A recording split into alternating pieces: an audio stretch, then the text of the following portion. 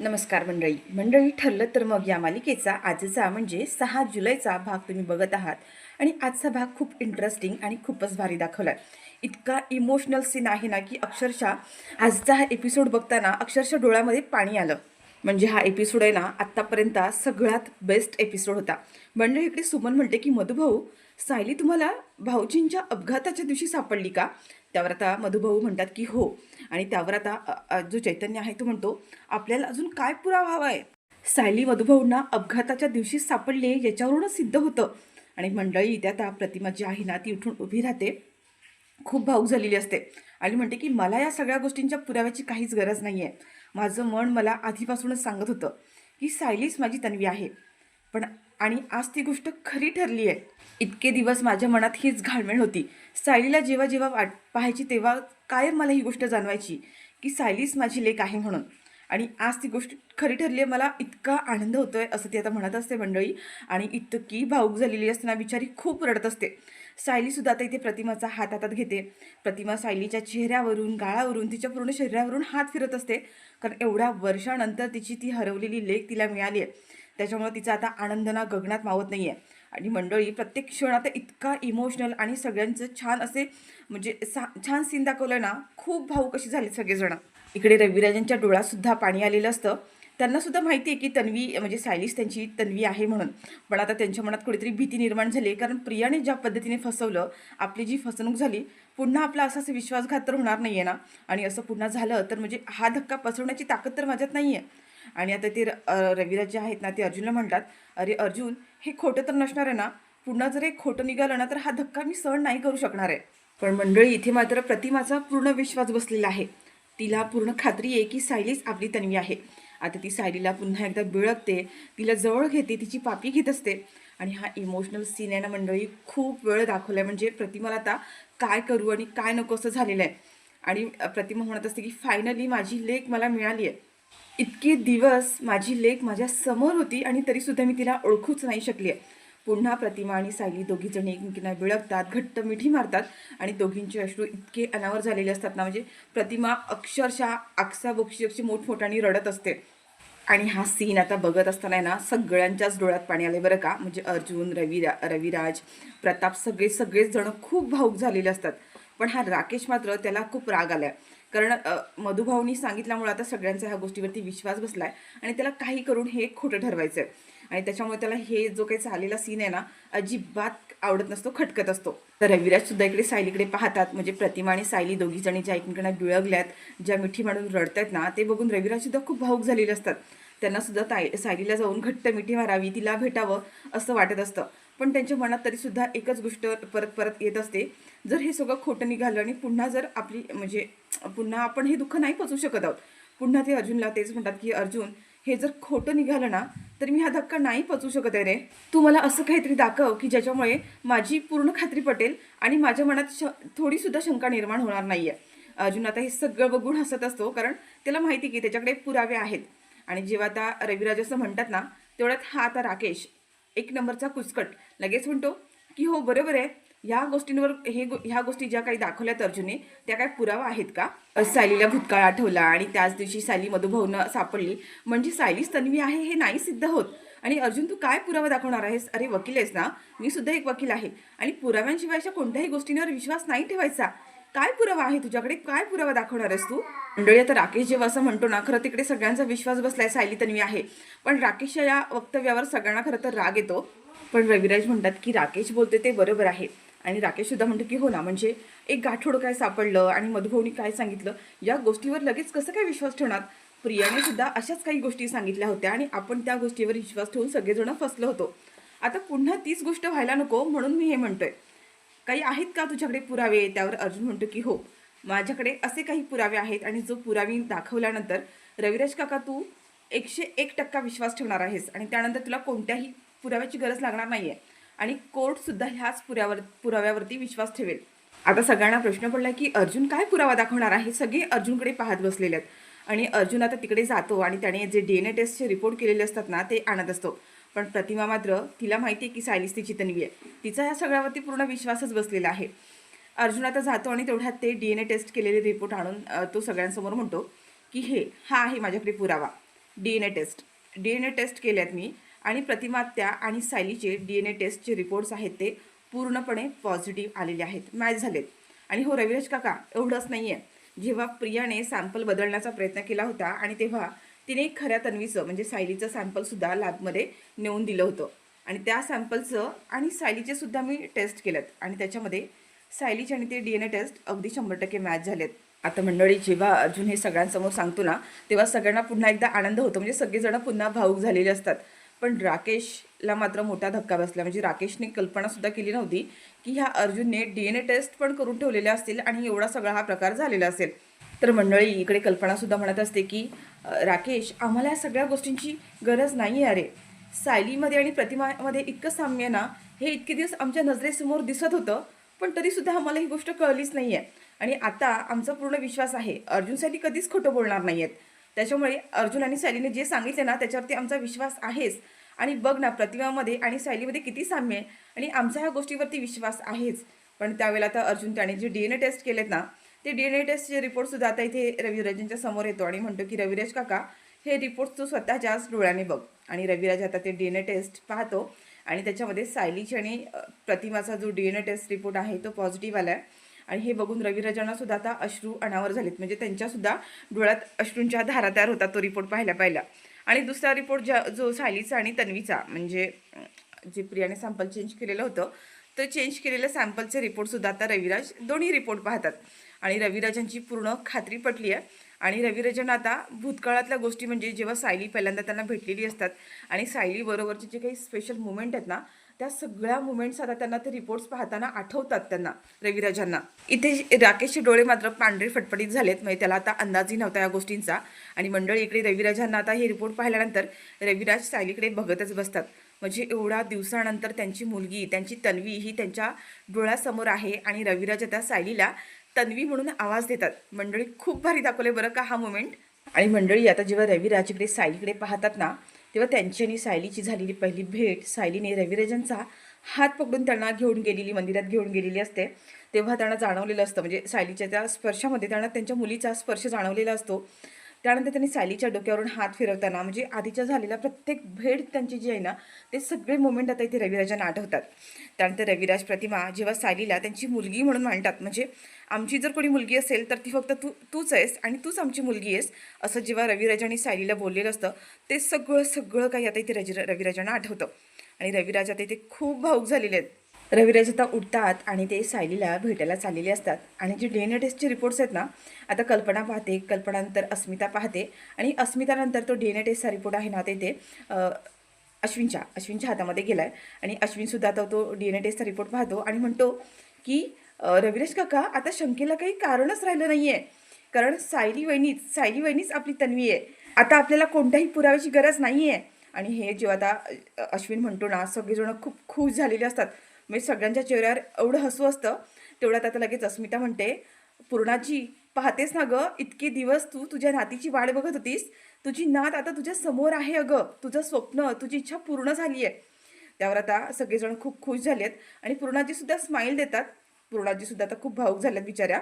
आणि तेवढ्यात त्यांचा चेहरा आहे ना पुन्हा नर्वस होतो. अस्मिता म्हणते, पूर्णाजी काय झालं, तुला आनंद नाही झाला का? अगं पूर्णाजी, तुझी तन्वी मिळाली आहे ना.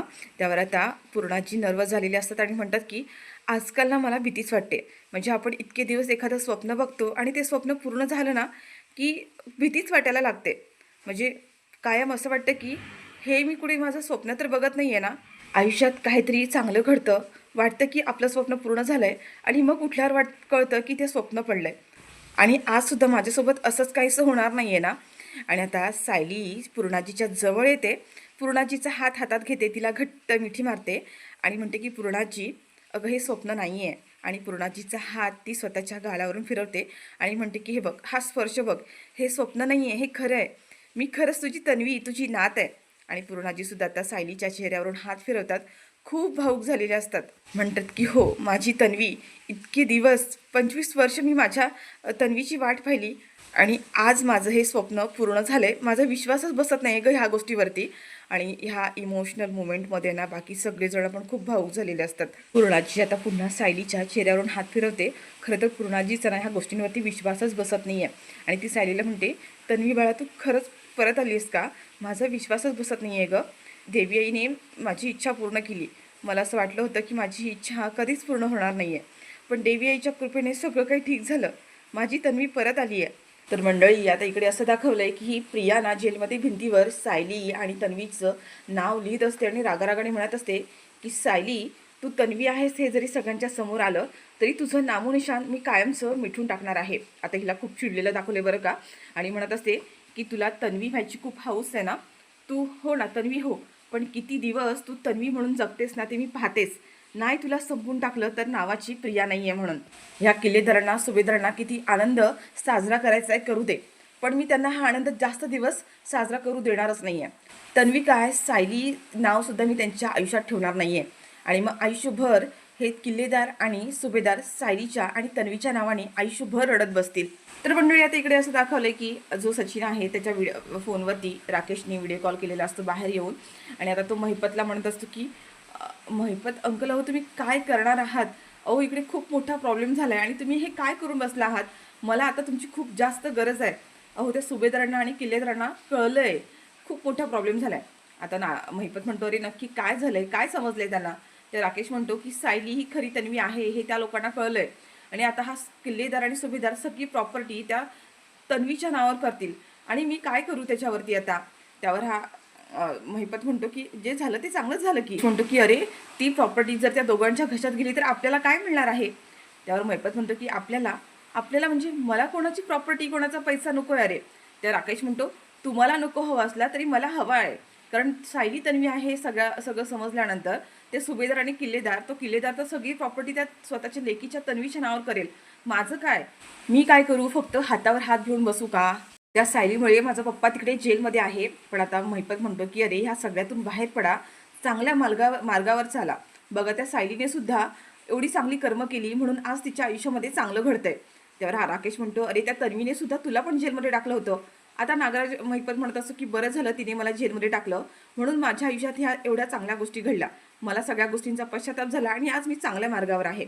तर मंडळी, आता हा राकेश वैतागतो आणि म्हणतो की ह्यांच्याशी बोलण्यात काही अर्थच नाही आहे, हा माणूस तर आपल्याला काही मदत करणारच नाही आहे, आणि तो आता फोन ठेवून देतो. सचिन पण विचार करत असतो की हा माणूस काय नक्की कुठल्या कॅरेक्टरमध्ये घुसला आहे. पण सचिनला मात्र खात्री आहे की महिपत जे काही करतोय ना ते नाटकच आहे. त्याला कुठेतरी ही गोष्ट जाणवत असते. तेवढे त्या सचिन आता बाहेर येतो आणि पुन्हा राकेशला फोन करतो. राकेश म्हणतो, आता काय, आता कशाला फोन केलाय? सचिन म्हणतो की अरे मी तुला आधीच म्हणालो होतो की या महिपत बाबाला फोन करून काही उपयोग होणार नाहीये, तो तुझं कोणतंही काम करणार नाहीये. त्याने जे कॅरेक्टर पकडलंय ना ते कॅरेक्टर तो सोडायला तयारच नाहीये. त्या राकेश म्हणतो, पण काय करू? त्या सायली तन्वी आहे हे तर आता सत्य सगळ्यांच्या समोर आलंय, आणि ही प्रॉपर्टी सगळी माझ्या हातची निघून जाणार आहे, आणि मला ते अजिबात तसं करायचं नाहीये, आणि त्यासाठी मला अर्जुन आणि सायलीला संपवावंच लागणार आहे. आणि ते काम हा महिपतच करू शकतो, कारण तो ह्या सगळ्यामध्ये चांगला मुरलेला माणूस आहे, आणि हे आपलं काम नाही आहे, आपल्याने नाही होणार आहे. पण तो आपल्याला काही सपोर्ट करायला तयारच नाही आहे. काय त्याने स्वतःचं अवतार करून घेतलाय. त्यावर आता हा सचिन म्हणत असतो की काळजी करू नकोस, आपण ह्या महिपत आपलं जे काम आहे ना ते महिपतच करणार आहे. त्यावर राकेश म्हणतो, कसं करणार आहे? त्यांनी बघितले ना काय केलंय ते. त्यावर सचिन म्हणतो की तू काळजी करू नकोस. काय ना, रक्त चटणाऱ्या माणसाला एकदा काय त्या गोष्टीची चटक लागली ना की तो माणूस त्या गोष्टीतून कधी बाहेर पडत नाहीये. भले त्यांनी वरतून कितीही पांढरे कपडे घातले तरी त्याचा मूळ स्वभाव कधीही बदलत नाहीये. त्यावर राकेश म्हणतो, म्हणजे म्हणजे काय म्हणायचंय तुला? सचिन म्हणतो, तू ह्या गोष्टीचा जास्त विचार करू नकोस. तुला तुझं काम करून हवंय ना, तुझं काम होईल, फक्त थोडे दिवस थांब. तर मंडळी, सचिनच्या बोलण्यावरून असं तरी वाटतं की हा जो महिपत जो आहे ना त्याने जे काही आता जे रूप घेतलंय ते सगळं त्याचं नाटक आहे. म्हणजे लोकांचा विश्वास बसावा, लोकांचा विश्वास संपादन करावा म्हणून सगळी ही नाटकं करतोय, आणि मूळ महिपत अजून तसाच जिवंत आहे. तर मंडळी, आता इकडे असं दाखवलं की पूर्णाजी सायलीला पुन्हा जवळ घेते आणि म्हणते की माझी तन्वी माझ्याजवळ परत आली आहे ना. तेव्हा सायली आता मान डोळावून म्हणते की हो, तुझी तन्वी तुझ्या जवळ आली आहे. आणि आता हे सगळं सीन दाखवत असताना पूर्णाजी म्हणते की आता मी डोळे बंद करायला मरायला मोकळी झाले. माझी देवी आईने ही इच्छा पूर्ण केली. तेव्हा सायली म्हणते की पूर्णाजी असं नाही म्हणायचं. अगं आता कुठे तुझ्या जवळ आले मी, तुझ्यासोबत भरपूर गप्पा मारायचे, तुझ्या मांडीवर डोकं ठेवून झोपायचंय, अंगाई गीत ऐकायचंय.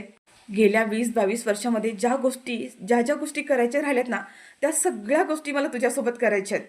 जे माझे लाड करायचे राहिलेत ना ते सगळे लाड मला तुझ्याकडून करून घ्यायचे आहेत. आता पूर्ण आजी म्हणते की हो, आणि आता दोघी सुद्धा उभ्या राहतात आणि एकमेकींना घट्ट अशी मिठी मारतात. एवढ्या दिवसानंतर पूर्णाजीला तिची नात मिळाली आहे. आता हे सगळं बघून रविराज, बाकी सगळेजण आता तिथे उभे आहेत ना, सगळेजण खूप भावूक झालेले असतात. पूर्णाजी म्हणत असते की हा दिवस येण्यासाठी मी इतकी वर्ष वाट पाहिली आणि देवी आईनी सुद्धा माझी इतकी परीक्षा घेतली, पण माझ्या आयुष्यात पुन्हा ते सुख आणलं, माझी तन्वी माझ्याकडे परत आणली.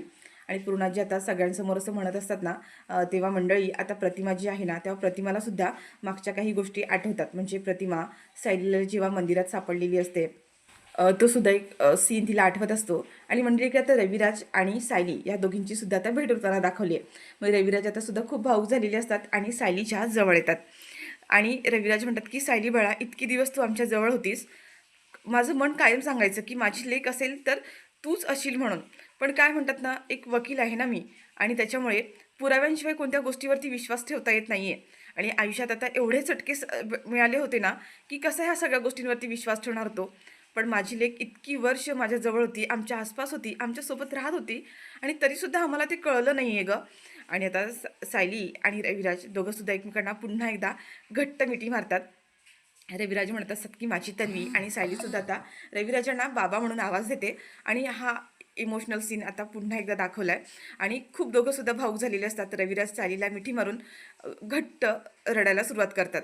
म्हणजे एवढे वर्ष त्यांनी जे दुःख त्यांच्याजवळ साठवून ठेवलं होतं ना, ते आज इथे रविराजांनी सगळं काही व्यक्त केलं आहे. आणि हे सगळं बघून प्रतिमाला पण खूप भारी वाटतं. आणि प्रतिमाला आता हे इकडचे सगळे दिवस आठवतात. म्हणजे सायलीची आणि प्रतिमाची झालेली पहिली भेट, मंदिरात असताना सायली सापडलेली, तिचा तो पहिला स्पर्श, आणि तन्वीसोबतचे लहानपणीचे सगळे मुमेंट्स, सगळं सगळं आता इथे प्रतिमाला आठवतं. प्रतिमा म्हणते की आज मी इथे जी आहे ना, माझ्याकडे काही नव्हतं, माझी झोळी पूर्ण रिकामी होती, पण माझ्या लेकीमुळे आज माझ्या झोळीमध्ये सगळं आहे. माझी सगळी नाती मला मिळालेत. माझा नवरा रविराज, पूर्णाजी, आणि आता माझी लेक. आणि रविराज, सायली आणि प्रतिमा, पूर्णाजी, आता ही चौघंसुद्धा एकत्र येतात. आणि चौघांनीसुद्धा आता एकत्र घट्ट मिठी मारली. आणि आज जो काही दिवस आहे ना, तो सुद्धा सायलीमुळेच आहे. म्हणजे प्रतिमाची जी काही भेट झाली, प्रतिमा जी काही आज इथे आहे ना, ती सायलीमुळेच. आणि सगळेजण असे खूप भावूक झालेत, खूप इमोशनल सीन दाखवला आहे. आणि हे सगळं झाल्यानंतर बाकी सगळेजण आता कौतुकाने हे सगळं बघत असतात. आणि मंडळी हे सगळं बघून राकेशला खूप राग येत असतो. आणि आता ही कल्पना आहे ना, ती सुद्धा सायलीला आवाज देते आणि सायलीला घट्ट मिठी मारते. सोबत प्रताप, अस्मिता आणि अश्विन सुद्धा जातात आणि ते सुद्धा सायलीला घट्ट अशी मिठी मारतात की इतक्या वर्षानंतर त्यांची सायली सगळ्यांना फायनली परत मिळालेली आहे. त्यानंतर सायली आता एक एक करून सगळ्यांना भेटते. कुसुमताई, मधुभाऊ, सगळ्यांनाच ती भेटते. आता हा सगळा इमोशनल सीन सुरू असताना इथे चैतन्य म्हणत असतो की पूर्णाजी, तू कायम देवाबद्दल सांगत असतेस ना की देव आपल्या कायम पाठीशी असतो, आणि आज पुन्हा त्याने ते सिद्ध करून दाखवलंय. इतकी वर्ष आपण तन्वीची वाट बघत होतो, आणि त्याने पुन्हा त्यांनी सगळ्यांसमोर तन्वीला आणलेलं आहे, आणि सगळ्यांची इच्छा त्याने पूर्ण केली आहे. या जगामध्ये देव आहे हे आज पुन्हा एकदा सिद्ध झालंय.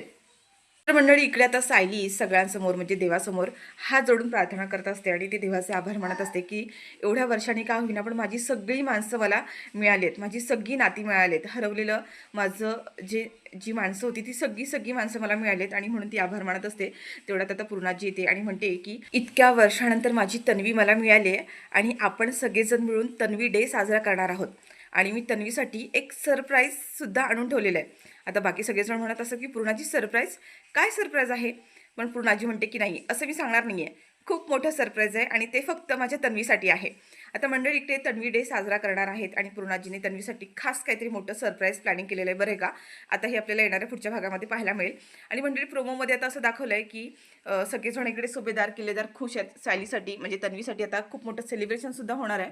पण इकडे आता जो राकेश आहे ना, तो प्रियाला जेलमध्ये भेटायला आलेला असतो, आणि त्याने आता जेलमध्ये आल्यानंतर प्रियाला सांगितलंय की एवढे सगळे प्रयत्न करून सुद्धा किल्लेदारांना आणि सुभेदारांना सायलीच तन्वी आहे ते समजलंय, आणि अर्जुनने सगळं पुराव्यासकट सिद्ध करून दाखवलंय, आणि सगळ्यांनी सायलीला तन्वी म्हणून एक्सेप्ट पण केलंय.